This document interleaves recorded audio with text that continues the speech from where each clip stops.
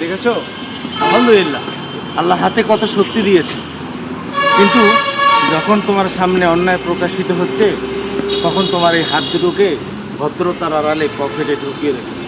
কিন্তু আল্লাহ তোমাকে কি বলে পাঠাইল? আল্লাহ আমাদেরকে বুঝ দান করো।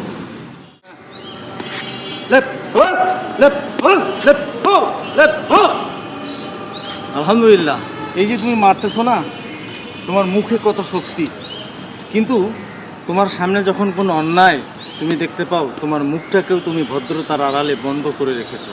এই মুখ দিয়েও তুমি কথা বলছো না, কিন্তু আল্লাহ তোমাকে মুখ দিয়েছে অন্যায়ের প্রতিবাদ করার জন্য।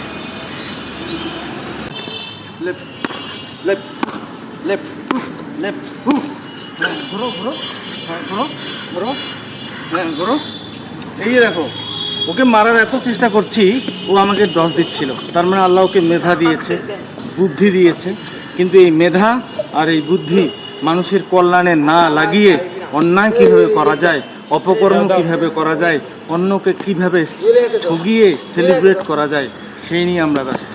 উই আর মুসলিম। আল্লাহ আমাদেরকে সঠিক বুঝ দান করুক। আসসালামু আলাইকুম।